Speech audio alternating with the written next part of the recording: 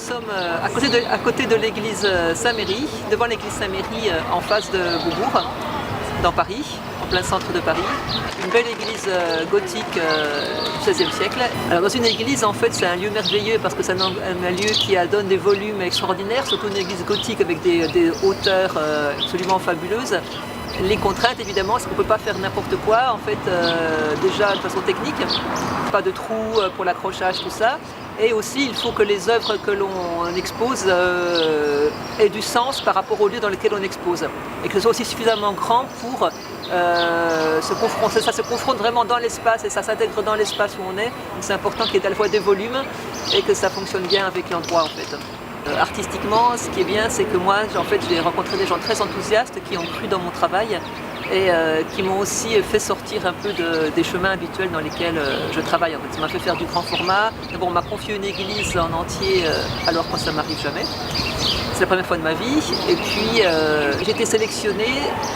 Et on m'a dit, en fait c'est très bien, mais tes gravures sont un peu trop petites, fais-nous quelque chose, au moins une ou deux grandes pièces.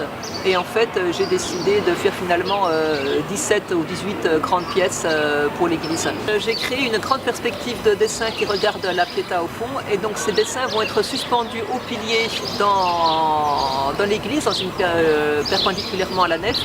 Et donc pour suspendre les piliers, sans abîmer les piliers d'époque évidemment. Donc là on a tout un travail de sanglage des piliers en hauteur, à peu près à 4 mètres de haut, et c'est à ces sangles qu'on va suspendre les châssis avec les dessins dessus. Donc l'idée est vraiment de préserver l'église le plus possible évidemment, enfin de ne pas du tout l'abîmer. J'ai commencé par dessiner des crucifiés, c'était un sujet intéressant parce que c'était traité par tout le monde depuis 2000 ans, donc c'était un sujet classique d'art et ça m'intéressait de voir comment moi j'allais retravailler sur cette thématique-là.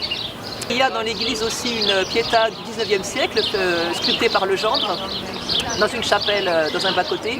Et donc j'ai créé moi une perspective donc, perpendiculairement à la nef qui regarde cette chapelle. Et donc toutes des foules qui regardent cette Pietà. Donc ce sont des foules qui contemplent la mort du Christ, mais ça peut être aussi n'importe quelle foule qui regarde n'importe quelle mort. Voilà, ce sont des foules un peu qui regardent, on ne sait pas ce qu'elles pensent, mais elles regardent. Et pour moi cette idée de la foule était importante, j'ai bien travaillé sur ce sujet-là.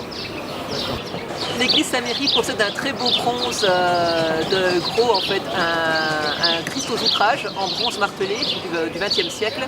Et pour dialoguer avec cette statue, j'ai créé en fait 3 dessins de Christ assis, pareil, inspirés de Christ sévillan aussi, donc des Christ aux outrages de la même façon, qui vont être suspendus au pilier dans la même pose de la Passion en fait, en face de lui pour lui répondre.